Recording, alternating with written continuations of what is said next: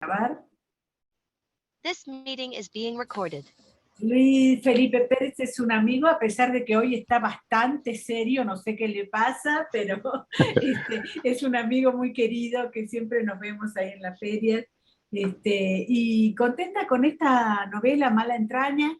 Ya ha ganado dos premios de cuentos. No sé si esta es tu primera novela, ¿no? Sí, sí, sí, Ajá. con un poco de nervio en ese sentido, ¿no? Es como, no sé si todavía signifique un paso distinto entre el cuento, el ensayo y la novela, pero sí me lo pregunté un poco como tú misma lo propones.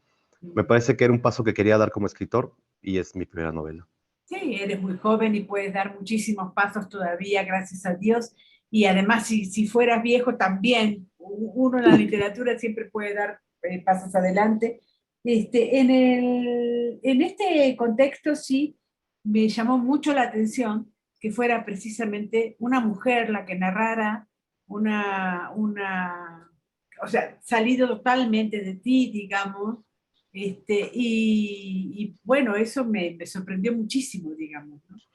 Me parece que es un buen buscapiés. En todo caso, en este contexto en el que estamos ahora, es incluso hasta impertinente o podría pensarse así. Lo que podemos decir es que esta novela la empecé a escribir en el 2015. Le dieron un apoyo de estos estatales, o bueno, le propuse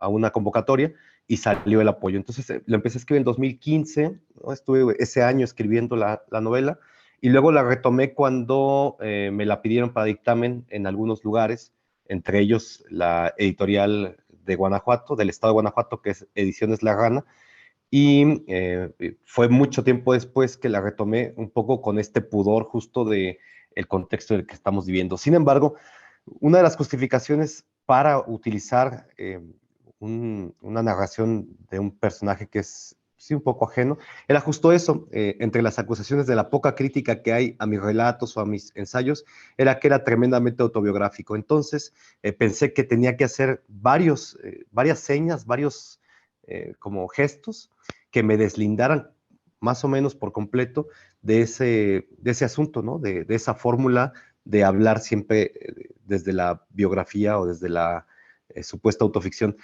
Ese era mi pretexto original y lo otro era que acababa de leer con mucho entusiasmo y fervor, de releer con mucho entusiasmo una novelita Lumpen de Bolaño. No sé si te acuerdas de este inicio en el que la Sí, me acuerdo personaje, la de todo de narradora, Bolaño, porque este año se cumplen 20 años de su muerte y estamos haciendo un curso todos los por sábados. supuesto. Y claro que me acuerdo muchísimo de No, Bolaño. imagino que lo traes, bueno, de por Sí, sí siempre nuestra conversación está sí, ahí, ¿no? Iluminada por sí. el buen Bolaño. Bueno, pues acababa de releer una novelita Lumpen y la pista de patinaje y me emocionaron mucho estos personajes un poco como hijos pródigos que dicen que fueron en algún momento delincuentes o otra cosa y ahora son, pues eso, como una especie de normalidad. Y había leído también con fervor, como siempre, a Javier Marías en Los enamoramientos.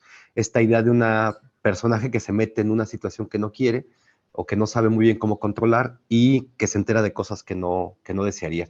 Y los dos tenían narradoras, personajes Mujeres. principales narradoras en primera persona y mujeres. Entonces, de alguna forma, esa idea viene un poco de las lecturas, como casi todo lo que escribo yo, ahora que lo pienso, ¿no? Siempre es fruto de una lectura, una especie de inspiración o de evocación de esas lecturas, ¿no? Bueno, Adolfo Bioy Casares decía que un buen escritor era aquel que te instaba a escribir. Después de leer el libro, te instaba a escribir. Y yo Sí, siempre digo que Bolaño en ese sentido me obligó a escribir una novela que por suerte está eh, perdida, pero es cierto, ¿no? Ahora, yo lo que creo también es que este personaje, más allá de tus lecturas y más allá de ti como evasor de la autobiografía, es un personaje absolutamente creíble. Y en ese sentido, es muy bueno la literatura cuando sale, digamos, ¿no? Cuando la literatura da esos resultados, ¿no? bueno, que lo digas tú me parece un privilegio que no sé si estoy, no sé si tengo el mérito. Es muy creíble y creo que tiene un sentido técnico, pero también muy humano, ¿no? Mucho de lo que me atrae de la literatura es justamente eso, ¿no? Una verosimilitud que se mueve con los escenarios y con el tiempo. No sé si en unos años será muy creíble, pero en este momento creo que en el episodio histórico en el que vivimos es muy creíble, ¿no? Y por otro lado, he pensado mucho en que la literatura mexicana está hecha de testimonio. Últimamente es muy claro el testimonio, es decir, todo mundo que escribe siempre tiende a querer decir que estuvo ahí o que se lo contaron, como si fuera una especie de afirmación. Yo estaba más o menos inconsciente de esto cuando escribí la novela, pero al apoyarme en un yo que habla todo el tiempo de su vida, me parece que ya con eso estoy metido en esa tradición literaria mexicana, que podemos ver desde Riva Palacio o desde Ángel de Campo de Tomás de Cuéllar, que siempre parece que los narradores tienen que decir que están en el momento en el que están sucediendo las cosas, una especie de testimonio biográfico. Y si nos vamos más para atrás, tú sabes que Hernán Cortés también hace las cartas de relación, que Servando Teresa de Mier también dice que estuvo ahí. No importa si mienten o si inventan o si fabulan, el asunto es que dicen que estuvieron ahí. Eso me parece importante y me parece importante ahora que dices que es creíble, ¿no? Y por otro lado también me parece que es creíble porque son historias que no se alejan de la clave realista en un sentido, digamos, ajá, en un sentido de mímesis, pero también de crítica de ese objeto en el que están enfocados, que es su propia vida. Recordemos que la novela es una novela de la espera, en donde el personaje está, digamos, en la zozobra de recibir una noticia que no quiere recibir. Y en ese momento de espera, en donde las incertidumbres y los delirios se vienen, la memoria le juega estas pasadas en donde está recordando un poco buscando el sentido de lo que ha hecho hasta ese momento, un poco pensando también en este corte de caja que tenemos en algunas ocasiones de nuestras vidas, particularmente en el año 33, ¿no? Que es un poco un año, pues sí, ¿no? En donde hay corte de caja con Dante Alighieri o con Cristo, cualquiera de las dos referencias cualquiera de las referencias sirve para pensar en eso, ¿no? En que hay un momento de la vida en que todos nos preguntamos si está teniendo sentido lo que hemos hecho, ¿no? Ahora, en la última página tú dejas precisamente que ella se describe físicamente, ¿no?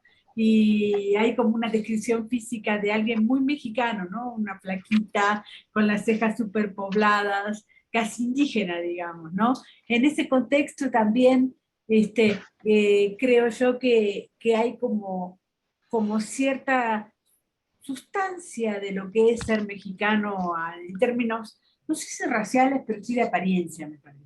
Sí, y de apariencia, y lo que juega en nosotros la apariencia. Supongo que todos Claro. en la cultura pensamos en este espejo. Por eso te digo que es una especie de proceso de autoconciencia de sí. Y por otro lado también, ya sabes, uno se hace de juegos, ¿no? Y pensaba en Enrique Serna cuando habla de cómo jugar a los personajes, y a este personaje le dicen chihuahua, que en maya significa tarántula. Y primero, de inicio, la metáfora puede dar para mucho, pero la propia personaje va afilando un poco en qué sentido se le dice la Shigo, y como ves, es un poco por su aspecto físico. Yo hace tiempo pensaba en un proyecto o en una idea que quiero desarrollar a nivel ensayístico, que es cómo los apodos nos van forjando la vida, ¿no? Es decir, cómo desde muy chavillos, cuando estamos en la casa, se va ganando uno sin querer el apelativo, el adjetivo, la cualidad, que es siempre una especie de metonimia, ¿no? Alguien elige por nosotros cómo nos va a decir por algo que se le viene a la mente. Sí, sobre todo México, ¿eh? No sé si tanto Argentina, que también es un ¿Sí? país de apodo, pero acá me parece que es muy, muy de apodo, ¿no? Todo el Y tiempo. de mucho desdén, ¿no? Es decir, hay una autoridad ahí rara, perversa, que te dice cómo te vas a concebir. Y creo que es un poco lo que le pasa a la personaje cuando le empiezan a decir tarántula o chihuahua por las cejas pobladas, justamente, ¿no? Ahora, hay, por supuesto, no vamos a decir la narración, pero sí hay la narración de un aborto. Y cuéntanos un poquitito, digamos, de qué va esta novela Mala Entraña. Esa fue una especie de decisión a último momento. No me meto en esto, más bien pienso en la mancha moral, perdón, en la mancha o en en las consecuencias que tienen las decisiones que tomamos en algún momento. pienso que lo que está pasando con la personaje es que está buscándole sentido a todas esas decisiones de viaje en general. Pienso en este personaje con tres marcos referenciales. Cuando le empecé a escribir, empecé también a tomar cursos de literatura tradicional y nos fuimos a San Luis Potosí, a la zona media, a preguntarle a la gente sobre leyendas, mitos, cuentos, etcétera. La gente cuenta cosas, ¿no? Los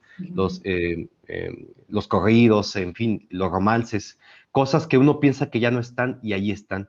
Y dos de los cuentos que salieron en estas entrevistas que hice yo allá en la zona media de San Luis Potosí eran el de María Blanca, que nosotros conocemos como Blancanieves porque Disney un poco nos lo puso ahí, pero básicamente lo que me llamaba la atención era la relación de madres e hijas.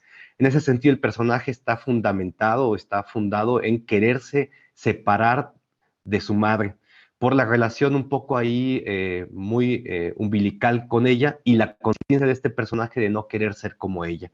No sé si a ti te pasó, a mí, por lo menos ya no tanto, pero antes sí me preguntaba si quería ser como mi padre y por supuesto casi siempre quería decir que no. Y luego conforme pasa el tiempo te ves en el espejo, te escuchas y por supuesto ves cómo caminas, qué decisiones tomas y notas pues que estás haciendo un poco el mismo camino, incluso genético o sí, social, en fin, estas cosas como de proyección un poco ahí interior, ¿no?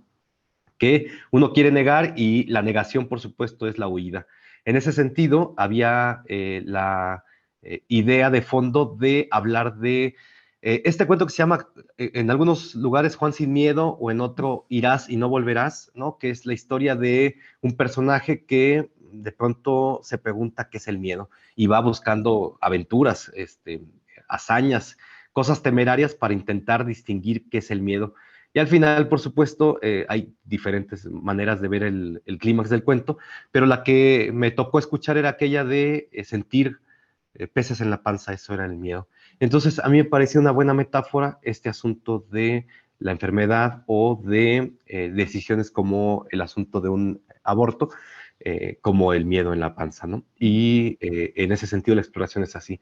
Y luego detrás de esto hay una parábola también que a mí me gusta, ¿no? Desde siempre, que es la parábola del hijo pródigo.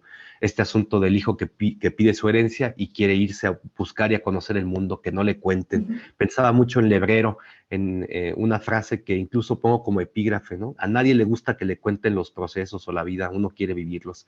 Y ese es un poco el empecín, la terquedad de este personaje, de querer que nadie le cuente cosas, ¿no? De querer Bueno, conocer Bolaño el mundo. estuvo peleado con su padre durante muchos años porque le pidió en una carta la herencia del hijo pródigo. Y don Estuvo, León, por supuesto, de haber dicho no. no, claro que no. Ahora, para ir terminando, Mala Entraña me resulta como una cierta novela costumbrista también, ¿no? No sé si costumbrista totalmente, pero sí que establece un lugar, una criatura y ciertas costumbres que tienen que ver con una cultura. Sí, por supuesto, yo no lo puedo negar. Primero porque mi referencia es Daniel Sada y esa frase que repetía constantemente de el costumbrismo es crítica. Eso me atrajo mucho El cuando lo costumbrismo decía es, en perdón, diferentes lugares. Perdón, el crítica a costumbrismo, la cultura ah, o porque, crítica al estado de cosas, ¿no? ajá, ujú. O sea, más allá de pensar en una especie de folclorismo o de asumir que es una descripción o una representación del costumbrismo, para mí es una especie de crítica o de posibilidad de crítica, más a la Tomás de Cuéllar, más a la Daniel Sada, que plantea sus novelas en medio de un escenario como este. En este caso es un escenario en Puebla y en Mérida, ¿no? En algunos pasajes también aparece Guanajuato como escenario, pero que se mueve o se dinamiza. Yo pienso que hay una meditación, una reflexión frente a los usos y costumbres, frente a la teleología, y sospecho también que yo intentaba un poco hacer crítica a eso, ¿no? A los estados de cosas. ¿Por En qué ese dice sentido, sí, me Sada, asumo costumbrista. por qué dice ¿Perdón? Sada y no dice Rulfo?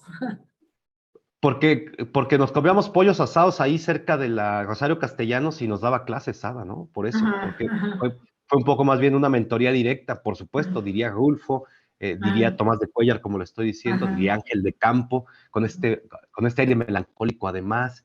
Y en general diría que es una de las búsquedas de la literatura mexicana desde que inicia el México de la decena de Benito Juárez, ¿no? Hablando ahorita de las fechas, ¿no?